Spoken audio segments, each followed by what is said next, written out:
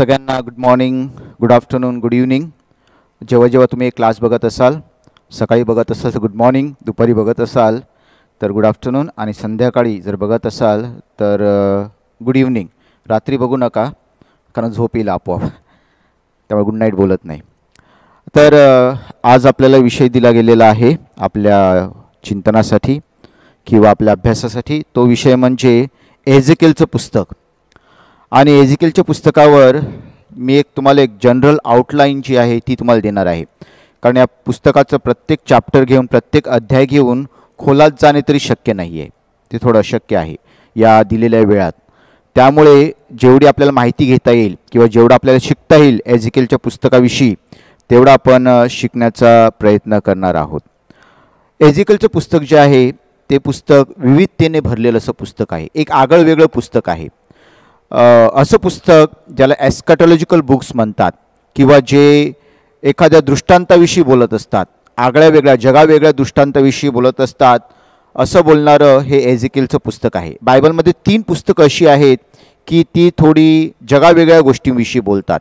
एक म्हणजे एझेकिएलचं, दुसरं म्हणजे डेनियलचं, आणि तिसरं म्हणजे प्रकटीकरणाचं, नव्या काळातील प्रकटीकरणाचं पुस्तक. तर त्याच्यामधीलच एक पुस्तक म्हणजे एझेकिएलचं पुस्तक. आता या एझेकिएलच्या पुस्तकाविषयी बोलण्या अगोदर थोडंसं आपण एक बॅकग्राऊंड घेऊया. कदाचित तुमच्या अगोदरच्या क्लासेसमध्ये तुम्हाला ती बॅकग्राऊंड देण्यात आली असेल, तरी मी पुन्हा एक उजळणी म्हणून आणि आजचा जो क्लास आहे तो प्रॉपर सेटिंगमध्ये घालण्यासाठी, व्यवस्थित त्याची बॅकग्राऊंड समजण्यासाठी, एक फ्रेम तयार करण्यासाठी एक थोडीशी बॅकग्राऊंडची मी थोडी उजळणी करतो. मी पॉवर पॉईंट्स तयार केले आहेत, तुमच्या स्क्रीनवर ते पॉवर पॉईंट्स तुम्हाला दिसतील. तर एझेकिएलचं पुस्तक जे आहे हे पुस्तक, तुम्हाला माहिती आहे की बायबल हे 3 भागामध्ये डिवाइड केलं गेलेलं आहे. जुना करार 3 भागामध्ये डिवाइड केलेला आहे. तनक, ती म्हणजे तोरा.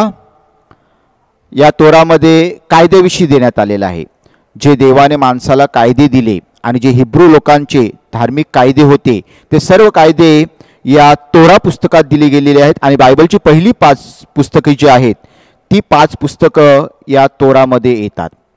दुसरा भाग जो आहे बायबलचा तो म्हणजे नाबीम. नाबीम म्हणजे संदेष्टे. संदेष्ट्यांची जी पुस्तकं आहेत ती पुस्तकं या नाबीम भागात येतात. संदेष्ट्यांच्या कार्याविषयी, संदेष्ट्यांच्या संदेशाविषयी, संदेशाने जो देवाचा संदेश लोकांपर्यंत आणला तो या नाबीम पुस्तकात दिला गेलेला आहे. आणि तिसरा भाग जो आहे तो केटुबीम. केटुबीम म्हणजे इतर लेखन जे आहे, उदाहरणार्थ स्तोत्रसंहिता म्हणा किंवा बुक ऑफ विजडम, नीतिसूत्रे म्हणा, ही सगळी जी दिली गेलेली इतर लेखन जे आहे ती गीतरत्न, ही लेखनं जी आहेत ती केटुबीम या भागात येतात. याविषयी तुम्हाला माहिती दिली गेली असेल. आता आपला विषय जो आहे तो एका संदेष्टाविषयी आहे. तर हे संदेष्ट नक्की कोण आहेत? संदेष्टे म्हणजे फक्त भविष्य सांगणारे नाहीत. कधी कधी आपण जेव्हा संदेष्ट्यांचा विचार करतो तेव्हा आपल्याला वाटतं की संदेष्टे म्हणजे भविष्य सांगतात, भविष्य वर्तवितात. परंतु संदेष्ट्यांचं उद्दिष्ट ते नव्हतं, त्यांचं मुख्य कार्य ते नव्हतं. तर संदेष्टे कोण? संदेष्टे जे देवाचा शब्द लोकांपर्यंत पोहोचवणारे माणसं, व्यक्ती, देवाने निवडलेली व्यक्ती. कशासाठी? की देवाचा संदेश जो आहे, देवाचा मेसेज जो आहे तो लोकांपर्यंत पोहोचावा, यासाठी ज्यांना निवडलं गेलं त्यांना संदेष्टे म्हणतात. म्हणजे एक प्रकारे देव आणि माणसं याच्यामधील जे मध्यम होते, जे मध्यस्थ होते, त्या मध्यस्थांना संदेष्टे असे म्हणतात. आता अनेक लोक संदेष्टे होण्याचे दावा करतात, आम्ही संदेष्ट आहोत, आम्ही देवाच्या नावाने आलो आहोत. परंतु खरा संदेष्टा कोण? या बाबतीत 7 वैशिष्ट्य आहेत. ती 7 वैशिष्ट्य जस्ट तुम्हाला मी वाचून दाखवतो, जेणेकरून हे एक प्रकारे टेस्ट आहे, संदेष्ट्यांची टेस्ट आहे की यात 7 कॅटेगरीमध्ये ते जर बसत असतील तर मग आपण त्यांना खरा संदेष्टा म्हणू शकतो. तर प्रथम म्हणजे खरे संदेष्टे जे आहेत त्यांना देवाने बोलावलेलं असतं, स्वतःच्या इच्छेने ते पुढे आलेले नसतात की मला संदेष्टा व्हायचा असं नाही. खूपदा या संदेष्टांची इच्छा नसते, मला संदेष्टा व्हायचं आहे, पण देवाने बोलावलेले आहेत म्हणून ते पुढे आलेले असतात. दुसरी गोष्ट म्हणजे खऱ्या संदेष्टांना बायबलचे देवाचा शब्द पसरण्याची सक्ती होती. म्हणजे त्यांना ऑप्शनच नव्हतं की मला संदेश द्यायचा नाही, हे ऑप्शनच नव्हतं. संदेश देणे त्यांच्यावर जबरदस्ती होती, एक प्रकारे एक आंतरिक जबरदस्ती, देवाची जबरदस्ती होती. खूपदा त्याने त्याच्याशी भांडायचा प्रयत्न केला, नाही मला नाही संदेष्टा व्हायचं, मला देवाचं कार्य नाही करायचं, मी सुखी आहे, मी माझ्या जीवनात सुखी आहे, असं त्यांना अनेकदा वाटायचं. परंतु त्यांना दुसरं कोणतं ऑप्शनच नव्हतं. त्यांना देवाचा संदेश पसरवणं त्यांच्यावर एक प्रकारची सक्ती होती. तिसरी गोष्ट म्हणजे खरे संदेश ते देवाच्या नावाने आलेले, स्वतःच्या नावाने नाही, स्वतःची मी पुढे करण्यासाठी ते आलेले नव्हते, तर देवाच्या नावाने आणि देवाचा संदेश. त्यामुळे त्यांचे संदेश जे आहेत ते परमेश्वर देव तुम्हाला असं सांगतो, किंवा खरा परमेश्वर तुम्हाला असं सांगत आहे, किंवा मी देव परमेश्वर तुम्हाला सांगतो, अशा प्रकारे त्यांचे संदेश सुरू होतात, कारण ते देवाच्या नावाने आलेले असतात. आता त्यांनी संदेश देताना चौथी गोष्ट म्हणजे हे संदेश देताना त्यांची कल्पकता वापरायची, त्यांची क्रिएटिव्हिटी वापरायची. एक स्टेरिओटाईप भाषण द्यायचे असं नाही. कधीकधी स्वतःच्या जीवनाच्या उदाहरणाने, आपण एजिकलच्या बाबतीत ते बघणार आहोत, स्वतःच्या जीवनाच्या उदाहरणाने खूपदा ते संदेश द्यायचे. नंतर संदेश आहे तो खरोखरच देवाचा आलेला आहे हे दर्शविण्यासाठी त्यांना देवाने शक्ती दिलेली, चमत्कारिक शक्ती दिली, दैवी शक्ती दिलेली. म्हणजे खूपदा अनेकदा संदेश देताना हा संदेश देवाकडून आलेला आहे याचा पुरावा म्हणून ते चमत्कार त्याच्याबरोबर करायचे. चमत्कार फक्त नावाला किंवा स्वतःची शक्ती दाखवण्यासाठी नाही, तर दिलेला संदेश हा खरा संदेश आहे हे दाखवण्यासाठी ते चमत्कार करायचे. सहावी गोष्ट म्हणजे त्यांच्या ठाई भ्रष्टाचाराविरुद्ध, लोकांच्या पापाविरुद्ध, वाईट गोष्टींविरुद्ध लढण्याचे धैर्य होतं. आणि या वाईट गोष्टी, हा भ्रष्टाचार कोण करतं हे महत्त्वाचं नव्हतं. ज्या व्यक्ती, मग तो राजा असो किंवा रंक असो, कोणीही भ्रष्टाचार केला, कोणीही वाईट वागलं, कोणीही देवाच्या विरुद्ध गेलं, सरळ राजाच्या तोंडावर ते जाऊन सांगायचे. त्यांच्यात ती शक्ती होती. फक्त थोड्यांना खुश करण्यासाठी ते चांगलं बोलायचे आणि जे दुर्बळ आहेत त्यांनाच वाईट बोलायचे असे नाही. पाप कोणीही करू द्या, राजाने करू द्या, रंकाने करू द्या, सगळ्यांना ते बोलायचे. आणि शेवटची गोष्ट, ते नेहमी दुःख सहन करायला तयार होते. प्रत्येक संदेश आपण जर बघितला, प्रत्येक संदेश त्यांच्या जीवनात काही काही दुःख आलेली आहेत. त्यांना अनेक हालअपेष्टा सहन करायला लागल्या. उदाहरणार्थ इर्मयाला विहिरीत टाकण्यात आलं, त्याला गावाबाहेर काढण्यात आलं, अशा अनेक वाईट गोष्टी त्यांना सहन करायला लागल्या, पण त्यांना भीती नव्हती. त्यांनी आपले कार्य पुढे चालू ठेवले. तर या 7 कॅटेगरीमध्ये, या 7 मोजमापामध्ये जर एखादी व्यक्ती बसत असेल तर ती व्यक्ती खरा संदेष्टा होता. तर त्या अनुषंगाने आपल्याकडे बायबलमध्ये संदेष्टे आहेत. आणि तुम्ही अगोदर ऐकलं असेल, संदेष्टांचे 2 भाग आहेत, प्रमुख संदेष्टे आणि किरकोळ संदेष्टे. प्रमुख संदेष्टे आणि किरकोळ संदेष्टे ही विभागणी, काही संदेष्टे महत्त्वाचे होते आणि काही महत्त्वाचे नव्हते म्हणून केले असे नाही. तर जी पुस्तकं मोठी आहेत त्यांना प्रमुख संदेष्टामध्ये घातलं गेलेलं आहे, आणि जी पुस्तकं एवढी मोठी नाही आहेत, छोटी आहेत, त्यांना किरकोळ संदेष्टामध्ये घातलं गेलेलं आहे.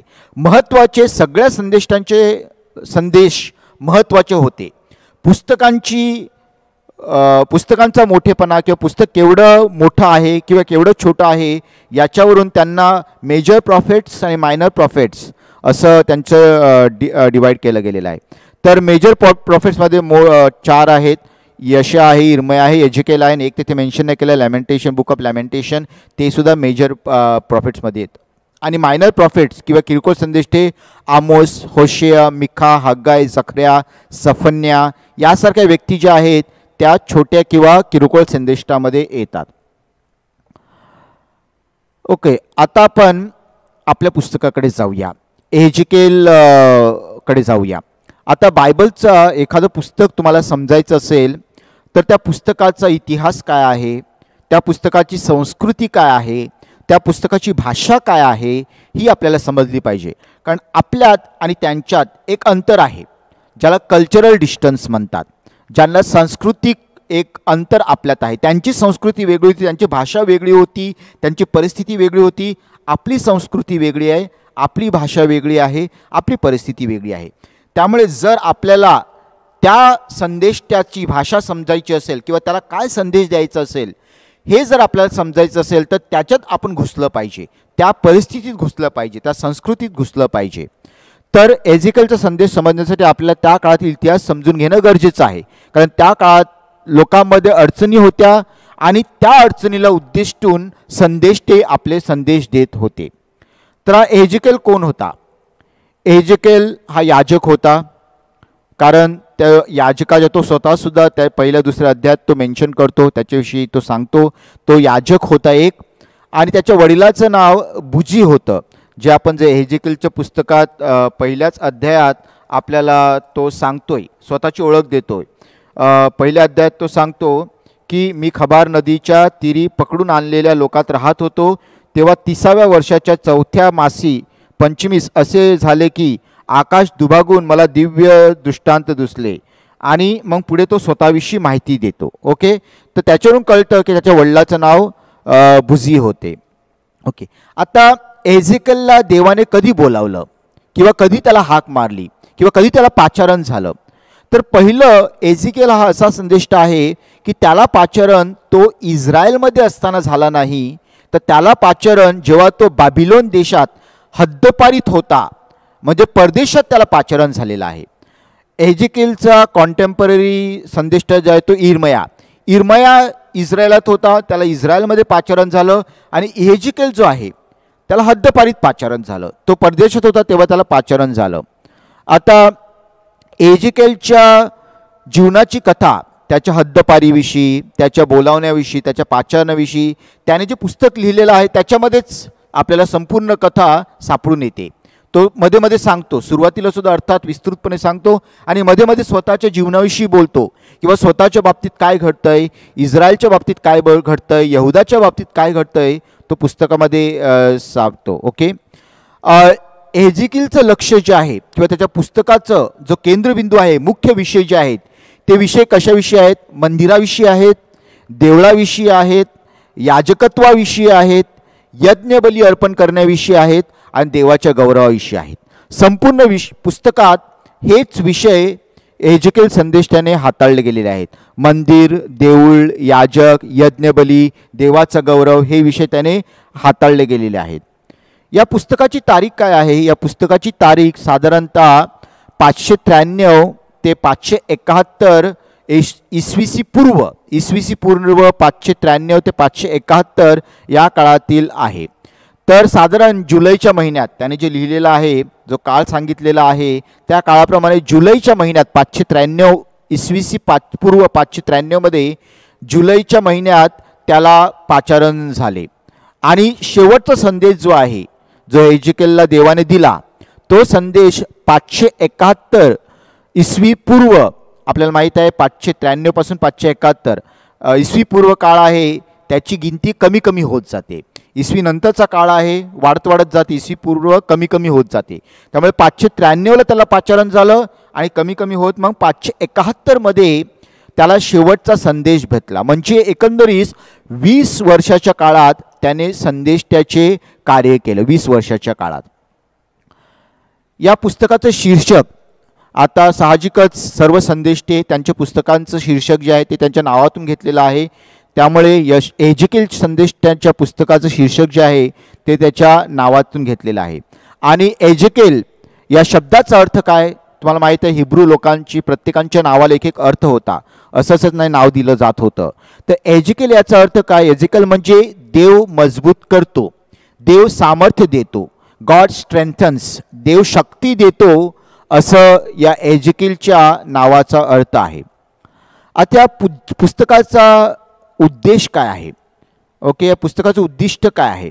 आता जर आपण एजिकेलचं पुस्तक जर बघितलं तर एजिकेलच्या पुस्तकात 3 भाग आहेत, त्याविषयी मी नंतर आणखी बोलेन.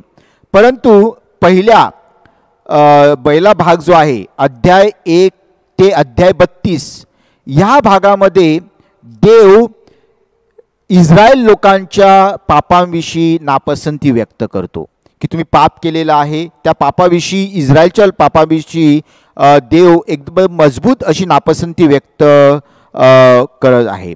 आणि नंतर जो भाग आहे 33 ते 48 जो भाग आहे, या 33 ते 48 अध्यायामध्ये देव त्यांना एक आशा देतो, त्यांच्या जीवनात काय काय बदल घडून येणार आहेत.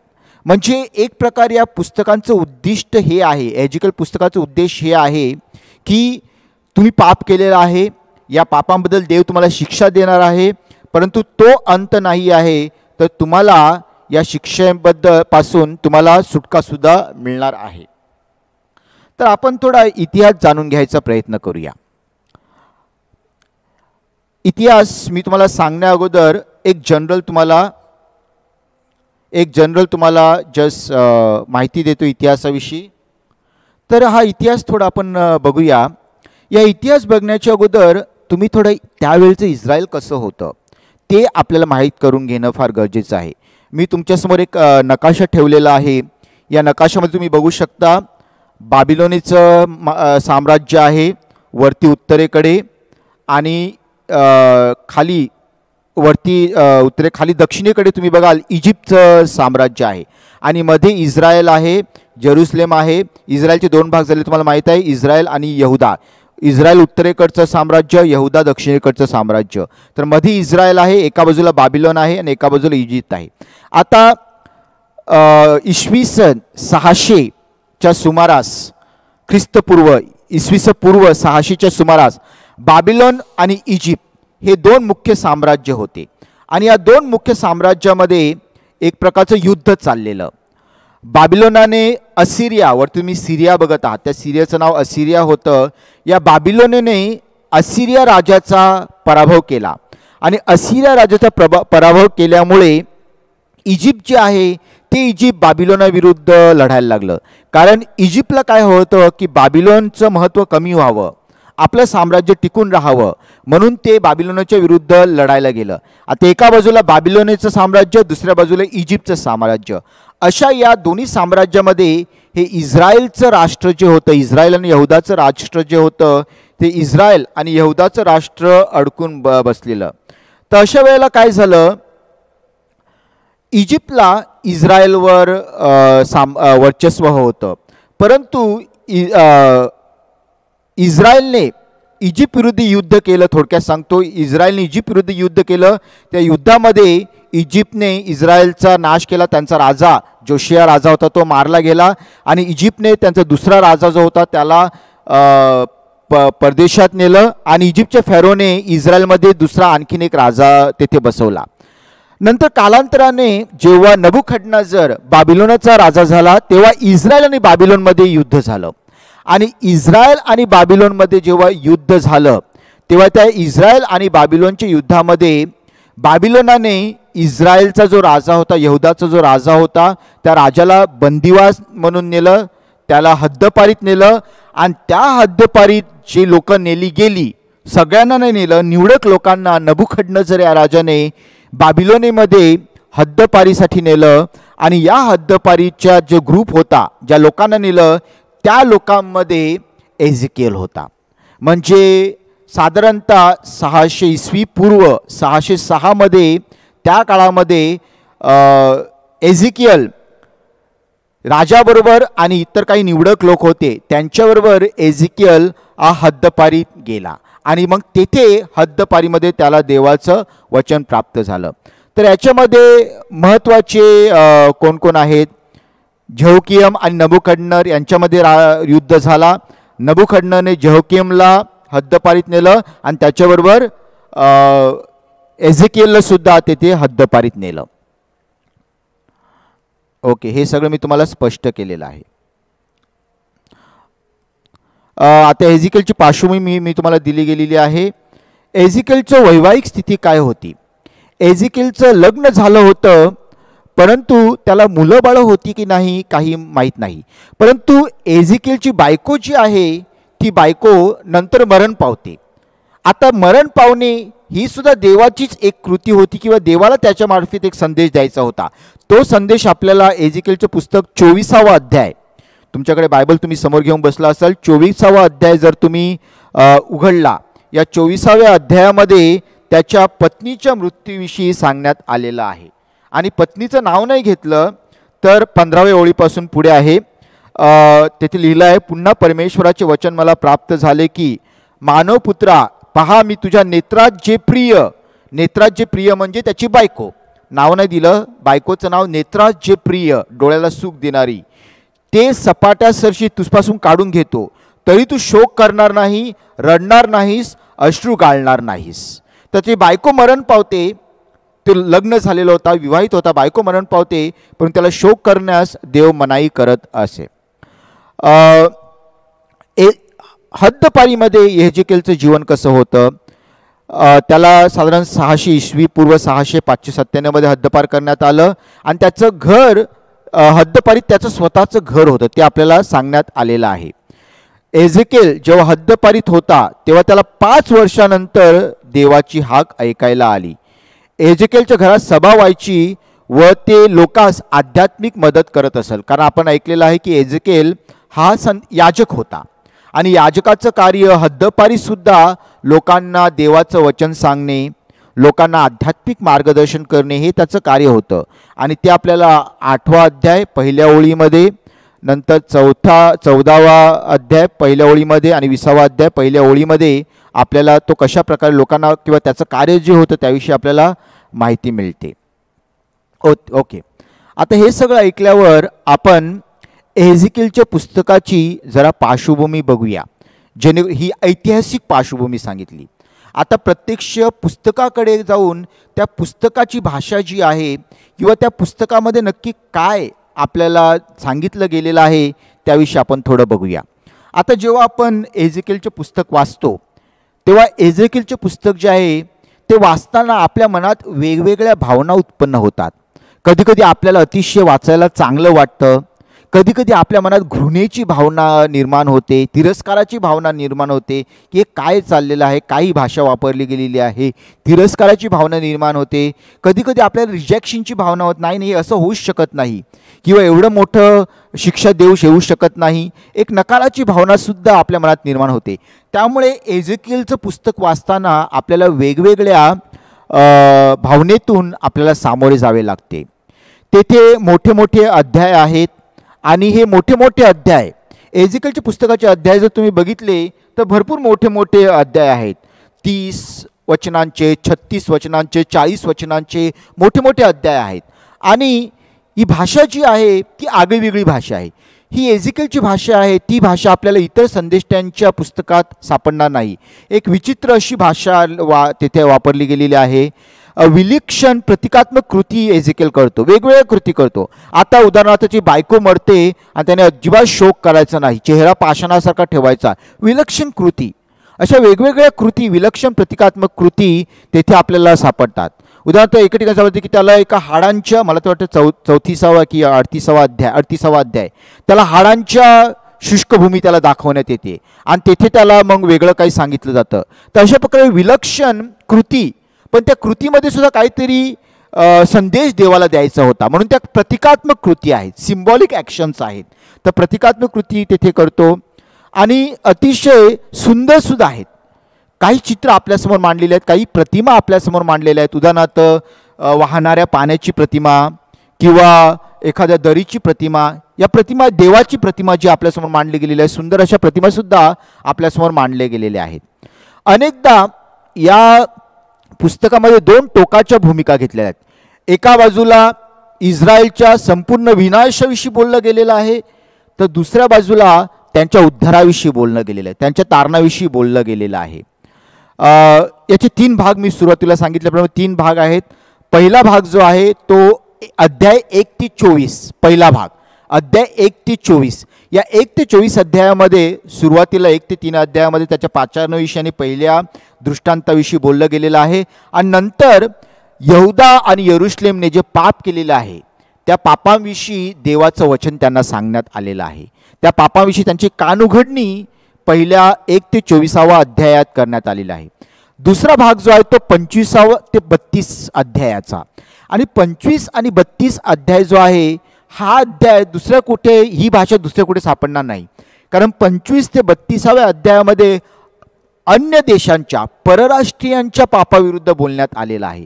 आता इतर कोणते संदेश ते परराष्ट्रीयांच्या पापाविरुद्ध एवढं बोलत नाही, पण हा एझेकिएलच असा आहे की तो परराष्ट्रीयांच्या पापाविषयी 25 ते 32 अध्यायामध्ये 7 अध्याय तो फक्त परराष्ट्रीयांच्या पापाविरुद्ध बोलण्यात घालवतो. म्हणजे देवाला परराष्ट्रीयांच्या पापाविरुद्ध सुद्धा बोलायचं आहे, त्यांचं पापाकडे देव दुर्लक्ष करत नाही, हे येथे आपल्याला दिसून येतं. आणि तिसरा शेवटचा भाग जो आहे तो 33 ते 48 33 ते 48 अध्याय जो आहे त्याच्यामध्ये शेवटचा भाग आहे. त्याच्यामध्ये इस्रायली लोकांविषयी आशा जी आहे ती आशा देण्यात गेलेली आहे. म्हणजे संपूर्ण काही नष्ट नाही झालं. जरी पाप केलं, जरी लोकांनी पाप केलं, जरी परराष्ट्रीयांनी पाप केलं, त्यांच्यासाठी त्यांना शिक्षा होणार आहे, परंतु त्याच्याबरोबर देव त्यांना आशासुद्धा देतो. ती आशा अध्याय 33 ते अध्याय 48 याच्यामध्ये सापडतं. परंतु हे 3 भाग जरी असे वॉटरटाईट कंपार्टमेंट नाही आहेत, प्रत्येक भागामध्ये एक विशिष्ट मॉडेल वापरलं गेलेलं आहे. आणि ते मॉडेल काय आहे की शिक्षा आणि आशा. देव शिक्षा देतो, पुन्हा आशा देतो. उदाहरणार्थ तुम्ही 8 ते 11 अध्याय, या 8 ते 11 अध्यायामध्ये शिक्षेविषयी बोललं गेलेलं आहे की इस्रायलने पाप केले, त्यांनी शिक्षा दिली जाईल. परंतु त्या शिक्षेबरोबर 11 अध्याय 14 ते 21 ओळी जी आहे, मी तिथे लिहिलेली आहे, 14 ते 21 ओळी जी आहे ती ओळी त्यांना आशा देते. त्यांना एक त्यांच्यासमोर या शिक्षेतून तुमची मुक्तता होणार आहे अशी आशा त्यांच्या मनात या 11व्या अध्यायात 14व्या ओळीत ते 21व्या ओळीमध्ये लिहिली गेली आहे. पुन्हा 16वा अध्याय शिक्षेविषयी बोलते, पण त्या 16व्या अध्यायातील ओळी 59 ते ओळी 63 आपल्याला आशेविषयी सांगते. पुन्हा 20व्या अध्यायात शिक्षेविषयी बोललं गेलेलं आहे, पण 20व्या अध्यायातील 32वी ते 44वी ओळी त्यांना आशा देते. तर या 3 भागामध्ये छोटे छोटे पोटभाग आहेत एक प्रकारचे, ज्याच्यामध्ये शिक्षेविषयी सुद्धा बोललेलं आहे आणि लोकांच्या मनात आशासुद्धा जागृत करण्यात आलेली आहे. नंतर एजिकेलच्या पुस्तकामध्ये 3 महत्त्वाचे दृष्टांत आहेत. पहिला दृष्टांत जो आहे तो अध्याय 1 ओळी 1 ते अध्याय 3 ओळी 15 पर्यंत आहे. आणि त्या दृष्टांतामध्ये काय आहे, देवाच्या वैभवाचा दृष्टांत जो आहे तो त्यांना सांगितला गेलेला आहे. आणि त्याच्या पाठीमागे नंतर संदेष्टाचं पाचारण. तर देवाचं वैभव त्याला दिसतं आणि संदेष्टाचं पाचारण हे पहिल्या दृष्टांतामध्ये आहे. दुसरा दृष्टांत जो आहे तो अध्याय 8 ते 11 मध्ये देण्यात आलेला आहे. या 8 ते 11 मध्ये देवाचं वैभव मंदिरातून जात आहे आणि यरुशलेम म्हणजे संपूर्ण इस्रायल असं मानू शकतो, यरुशलेमेला शिक्षा होते. हे दुसऱ्या दृष्टांतामध्ये दाखवण्यात आलेलं आहे. देवाचं वैभव चाललंय मंदिरातून आणि यरुशलेमला शिक्षा होत आहे. तिसरा जो भाग आहे तो भाग जो आहे, तिसरा दृष्टांत जो आहे तो दृष्टांत 40 ते 48 अध्यायामध्ये आहे आणि तेथे देवाचं वैभव हे मंदिरात परत येत आहे. तर हे 3 दृष्टांत, 3 विजन्स एजिकेल संदेष्टा बघत आहे आणि या 3 दृष्टांताभोवती त्याचा संपूर्ण संदेश जो आहे तो गुंफलेला आहे. पहिला, दुसरा आणि तिसरा दृष्टांत आपण विस्तृतपणे बघणार नाही, परंतु ही एक जनरल आयडिया आहे. तुम्ही हे नोट करू शकता, तुम्ही वाचू शकता, म्हणजे तुम्हाला समजेल की काय ते दृष्टांत होते आणि त्या दृष्टांताचं उद्दिष्ट काय आहे. पहिल्या दृष्टांताचं उद्दिष्ट संदेष्टाला पाचारण करण्याचं, दुसऱ्या दृष्टांताचं उद्दिष्ट की लोकांना त्यांचे पाप सांगण्यासाठी की देवाने तुम्हाला सोडलेलं आहे, आता तुम्हाला शिक्षा होणार आहे. आणि तिसऱ्या दृष्टांताचं उद्दिष्ट आशेचं की वैभव पुन्हा आता परत येणार आहे मंदिरात, देव पुन्हा तुमच्याकडे येणार आहे. आता आपण जी भाषा आहे, एजिकेल संदेष्टाची जी भाषा आहे त्या भाषेविषयी आपण थोडं ऐकूया. आता विशिष्ट भाषेचा वापर केला गेलेला आहे, मी तुम्हाला अगोदर सांगितलेलं आहे. आणि काही फॉर्म्युला ज्याला म्हणतात किंवा सूत्र मराठीत ज्याला म्हणतात, ही सूत्र फॉर्म्युलाज मुक्तपणे वापरली गेली आहेत, भरपूर वापरतो. प्रथम म्हणजे मानव पुत्रा, हा जो फॉर्म्युला आहे, हा शब्द जो आहे, हा जो वाक्यप्रयोग आहे किंवा हे जे वचन आहे ते आपल्याला 93 वेळा एजिकेल संदेष्टाच्या पुस्तकात सापडतं. आणि कशासाठी वापरलं गेलेलं आहे, मानव पुत्रा म्हणजे मर्त्य माणूस. हिब्रू भाषेत बेन आदाम म्हणजे मर्त्य माणूस. म्हणजे स्वतःसाठी एजिकेल मानव पुत्र किंवा देव एजिकेलला मानव पुत्रा हा शब्द वापरतो अशासाठी, हे दाखवण्यासाठी की एका बाजूला देवाचे गौरव जे आहे, देवाचं वैभव जे आहे ते अमर्त्य आहे, आणि हा जो मानव पुत्र संदेष्टा आहे जो लहान आहे, एक फक्त निर्मिती आहे, त्या संदेष्टाचं मर्त्यपणा किंवा त्या संदेष्टाचा विनाशीपणा दाखवण्यासाठी, स्वतःसाठी की मी किती छोटा आहे देवासमोर, मी मर्त्य माणूस आहे हे दाखवण्यासाठी मानवपुत्र हा शब्द जो आहे, हा वाक्यप्रयोग जो आहे तो 93 वेळा वापरला गेलेला आहे. नंतर आणखीन एक वाक्यप्रयोग वापरला गेलेला आहे, मी परमेश्वर आहे हे तुम्हाला समजेल. 54 वेळा हे वापरलं गेलेलं आहे. पुन्हा पुन्हा ॲक्च्युली तीच भाषा नाही, पण देव सांगतो की मी परमेश्वर आहे हे तुम्ही जाणावे, मी तुमचा परमेश्वर तुम्हाला बोलतोय. हे कशाला वापरतं? हे अनेकदा भाषणाच्या सुरुवातीला, भाषणाच्या शेवटी वापरलं आहे. कशाला? की देव स्वतःला त्याच्या कृत्याद्वारे दाखवतो. देव एखादं कृत्य करतो आणि शेवटी सांगतो की मी परमेश्वर आहे हे तुम्हाला समजावं, किंवा मी परमेश्वर आहे हे तुम्ही जाणून घ्या. म्हणजे प्रत्येक कृत्यातून आणि प्रत्येक वचनातून देव हा देव आहे, त्याचं सामर्थ्य, त्याचं वैभव लोकांना कळावं म्हणून हे वचन वापरलं गेलेलं आहे, मी परमेश्वर आहे हे तुम्हाला समजेल किंवा हे तुम्ही समजावं, हे तुम्ही जाणून घ्यावं. नंतर भाषा जी आहे ती न्यायालयीन, विशेष करून अध्याय 18 व अध्याय 33 याच्यामध्ये जी भाषा वापरलेली आहे ती न्यायालयीन भाषा आहे, ज्युरिडिकल भाषा आहे, किंवा दोषादोष विवंचनेसंबंधी भाषा आहे. म्हणजे काय? म्हणजे तेथे देव त्यांना दोष देतोय, किंवा एजिकल संदेष्टा देवाचा संदेश सांगताना त्यांना दोष देतोय आणि त्यांना स्वतःला डिफेंड करायला सांगतो, जसं कोर्टात चालतं. ही कोर्टाची भाषा जी आहे, किंवा दोष आरोप, स्वतःचं त्या दोषांचं खंडन, या बाबतीत जी भाषा आहे ती भाषा अध्याय 18 आणि अध्याय 33 जर तुम्ही वाचले तर या 2 अध्यायामध्ये तुम्हाला न्यायालयीन भाषा, कोर्टाची भाषा, दोषारोपांची भाषा याच्यामध्ये, उदाहरणार्थ अध्याय 18 मध्ये तुम्ही असे सांगाल की बापाने द्राक्ष खाल्ल्याने मुलांचे दात आंबट झाले, मग त्याच्यावरून पुढे एजिकल त्यांना दोष देतो की त्यामुळे नाही, तर तुम्ही मिस्टेक केलेलं आहे, तुम्ही चुकी केलेलं आहे म्हणून तुमच्या विरुद्ध हे घडत आहे. तर अशा प्रकारे कोर्टाची भाषा जी आहे, दोषारोपांची भाषा आहे, न्यायालयीन भाषा आहे, ज्युरिडिकल लँग्वेज जी आहे ती अध्याय 18 आणि अध्याय 33 मध्ये वापरलेली आहे. आपल्या संदेष्टाला, प्रवक्त्याला वादविवाद खूप आवडतात, मतभेद खूप आवडतात. तो लोकांचे काही शब्द घेतो आणि त्या शब्दावरून त्या शब्दांचं खंडन करतो. आणि जरूर आपण माहीत आहे ना, आपल्याला कोणाशी भांडण करायचं असेल तर भांडण करण्यासाठी आपण त्यांनी काय बोललेलं आहे ते बोलतो आणि त्याचं खंडन करत असतो. त्याचप्रमाणे हा संदेष्टा जो आहे, लोकांचं एखादं वचन घेतो आणि त्या वचनाविरुद्ध लोकांना संदेश देतो. उदाहरणार्थ जर आपण 12वा अध्याय बघितला, वचन 21 ते 27 बघितलं, तर या वचन 21 ते 27 मध्ये आपल्याला आढळून येईल. पुढे तुम्ही वचन 18वा अध्याय, नंतर वचन 1 ते 4 मध्ये, 20वा अध्याय 32वं वचन, 28वा अध्याय 2रं वचन, 33वा अध्याय 11वं वचन, अध्याय 17वा, अध्याय 20वा, अध्याय 23वा, नंतर अध्याय 37वा 11वं वचन. हे वचनं आणि ही जर तुम्ही अध्याय वाचली तर तेथे तुम्हाला एजिकेल एक प्रकारे लोकांना खाली पाडतोय किंवा भांडण करतोय, त्यांच्याशी वादविवाद करतोय असं आपल्याला तेथे दिसून येईल. आणि नंतर आपल्या संदेशाला दाखले आणि रूपके वापरायला खूप आवडतात. अनेक दाखले त्याने वापरले आहेत. उदाहरणार्थ जर तुम्ही 15वा अध्याय वाचला, 16वा अध्याय वाचला, 17वा अध्याय वाचला, 19वा अध्याय वाचला, 23वा अध्याय वाचला, 29वा अध्याय वाचला, 31वा अध्याय वाचला, हे जर तुम्ही अध्याय वाचले तर तेथे अनेक रूपकं वापरले गेलेले आहेत, अनेक दाखले तेथे वापरले गेलेले आहेत. तुम्ही हा व्हिडिओ पॉज करून हे अध्याय जस्ट नजर टाकू शकता, किंवा जी वचनं अगोदर मी सांगतो व्हिडिओ पॉज करून ती वचनं तुम्ही बघू शकता आणि पूर्ण अभ्यास तुम्ही करू शकता. नंतर प्रतिकात्मक कृती जी म्हणतात, सिम्बॉलिक ॲक्शन जी म्हणतात, ती सिम्बॉलिक ॲक्शन एजिकेलमध्ये आपल्याला भरपूर आढळते. अर्थात एजिकेल वचन सांगतो, शब्द सांगतो, पण आपल्याला माहीत आहे ना की कृती ही शब्दांपेक्षा अधिक प्रभावी असते. तर आपल्या शब्दांना वजन देण्यासाठी तो कृतीची वापर करतो. अनेक कृत्या तो करत असतो. एक मी तुम्हाला ऑलरेडी सांगितली, त्याची बायको मेल्यावर तो एकदम पाषाणासारखा राहतो. अशा कृतीद्वारे तो आपला संदेश लोकांना सांगत आहे.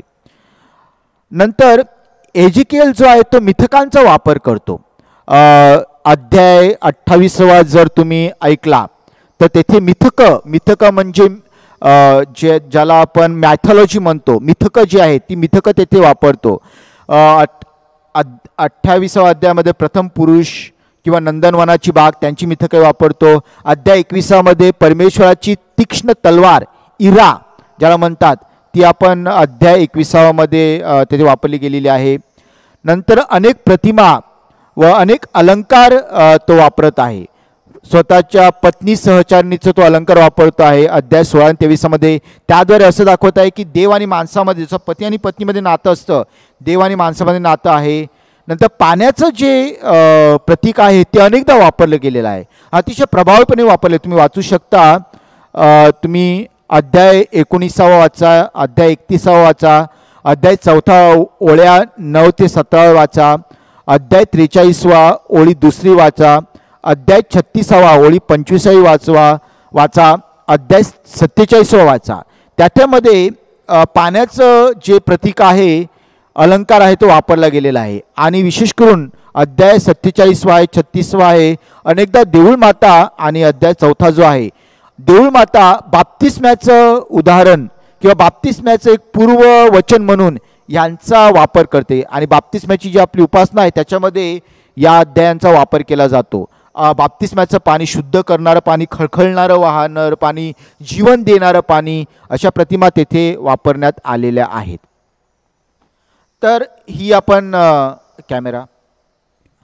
आपण एजिकेलच्या पुस्तकाविषयी एक जनरल भाषा आपण वापरली. आता मी एजिकेलच्या पुस्तकात डायरेक्ट जाऊ शकत नाही, कारण जर आपण एजिकेलच्या पुस्तकात डायरेक्ट गेलो तर आपला वेळ खूप जाणार आहे आणि ते एक 15 दिवसाचं ते कोर्स असतो, ते आपलं वापरणं एवढं शक्य नाही आहे. परंतु मी तुमच्यासमोर आता 2-3 व्हिडिओज अपलोड करत आहे, 2-3 व्हिडिओज मी तुम्हाला दाखवत आहे. ते व्हिडिओ याचाच भाग असतील. हा टॉक संपल्यावर ते 3 व्हिडिओज त्याच्यामध्ये संपूर्ण एजिकेलचं पुस्तक टप्प्याटप्प्याने स्पष्ट केलं गेलेलं आहे. मी व्हिडिओज नंतर अपलोड करीन. हे व्हिडिओज तुम्ही बघू शकता, इंग्रजीमध्ये आहेत पण समजणं थोडं सोपं आहे. पहिला भाग, दुसरा भाग, तिसरा भाग अशा प्रकारे हे व्हिडिओज दाखवले गेलेले आहेत.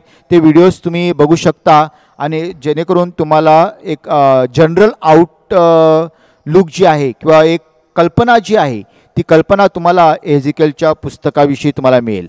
आणखी काही तुम्हाला प्रश्न असतील, काय माहिती हवी असेल, तुम्ही मला फोन करून विचारू शकता.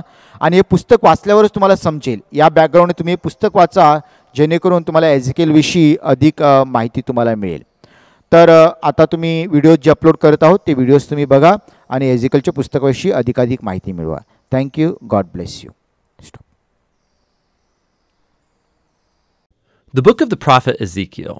Ezekiel was a priest who had been living in Jerusalem during the first Babylonian attack on the city. And they spared the city, but they took a first wave of Israelite prisoners and hauled them off into exile, and Ezekiel was among them. So the book begins 5 years after all that, and Ezekiel is sitting on the bank of an irrigation canal near his Israelite refugee camp, and it's his 30th birthday, no less, the year that he would have been installed as a priest in Jerusalem. And then all of a sudden, Ezekiel has this vision. He sees a storm cloud approaching, and then inside the cloud are 4 strange creatures that have wings outstretched and touching each other. And these creatures each had 4 faces. And then he saw 4 wheels, one by each creature. And then he saw that the wings of the creatures were supporting this dazzling platform. And then on that platform is a throne. And then sitting on that throne is this human-like creature, glowing and shrouded in fire. And then all of a sudden, Ezekiel realizes what he's seeing. He calls it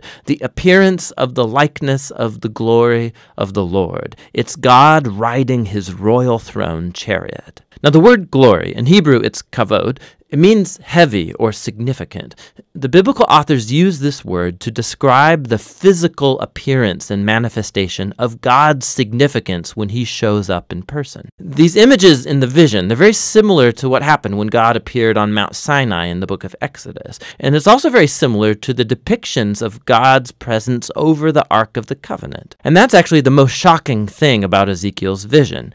What is God's glory doing in Babylon. It's supposed to be above the Ark of the Covenant in the temple in Jerusalem. And so the first section of the book opens to explore that question as Ezekiel begins to accuse Israel of rebellion. So God first speaks to Ezekiel from the throne chariot, and he commissions him as a prophet.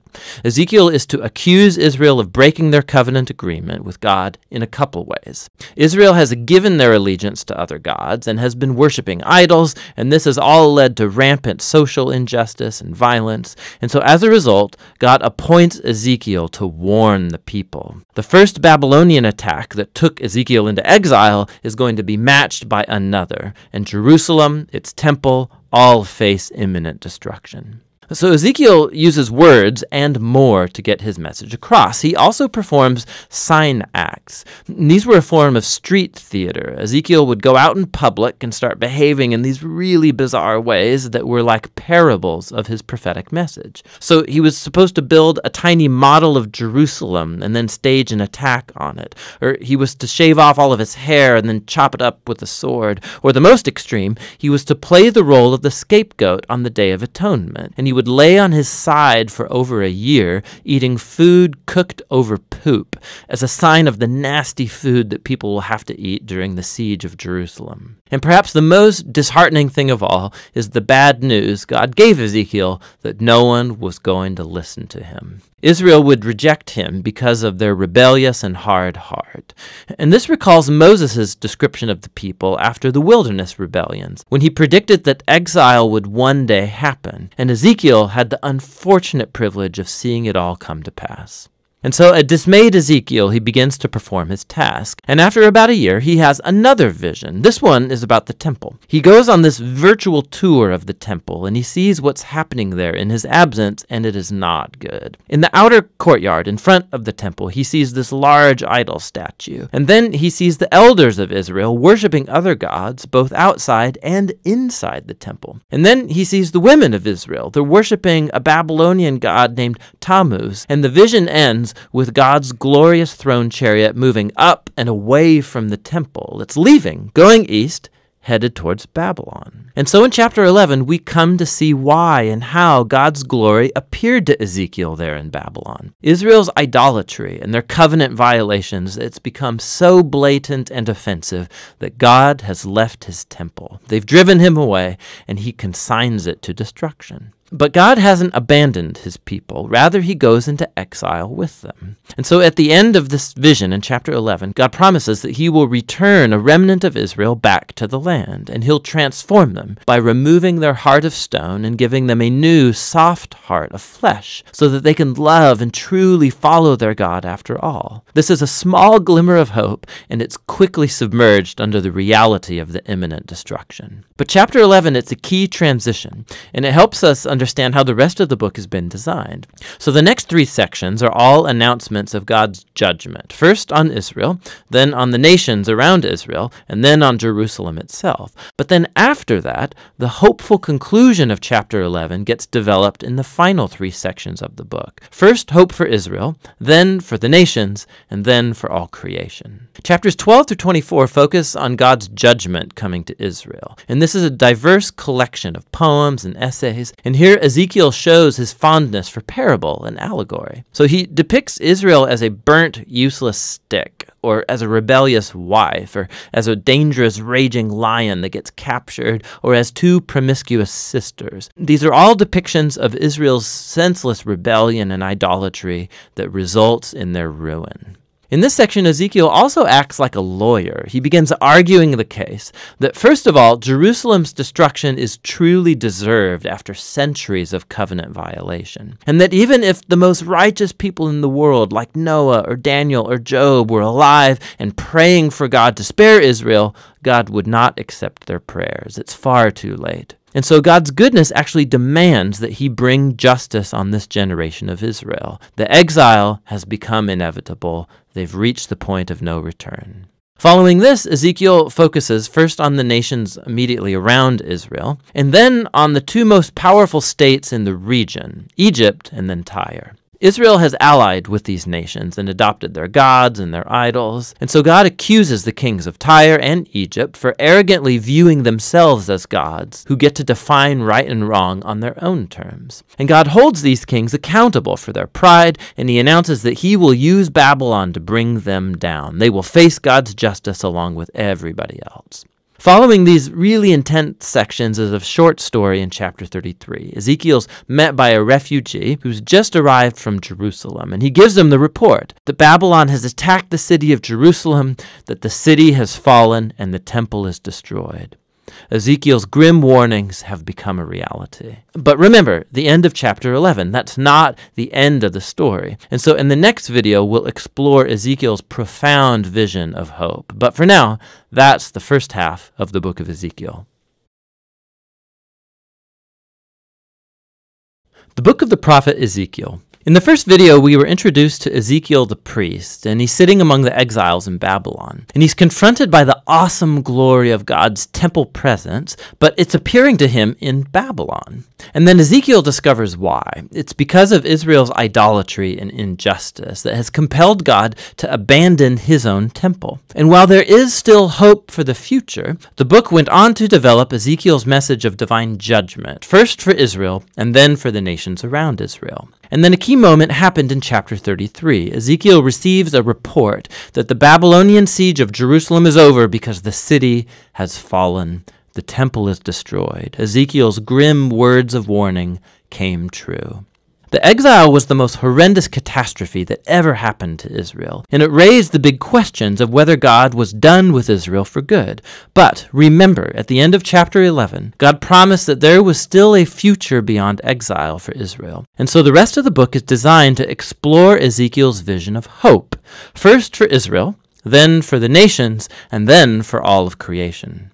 The hope for Israel begins with God promising to raise up a new David, a future messianic king, who's going to be the kind of leader that Israel needed but never got. And this new Israel, who's going to come under the messianic king's rule, is going to be a transformed people. God's going to deal with the heart of their problem of rebellion by giving them new hearts. It's just like Moses promised at the end of the book of Deuteronomy. God says he's going to remove their hard hearts and send his spirit into his people to give them new, soft hearts that can love and obey their God. And this idea gets developed in the next strange vision. Ezekiel sees a huge valley filled up with dry human bones and skeletons, and God tells him that it's an image, a metaphor for Israel's spiritual state. So their rebellion against God, it resulted in exile and the literal death of many people, but it was also a metaphorical death of their covenant relationship.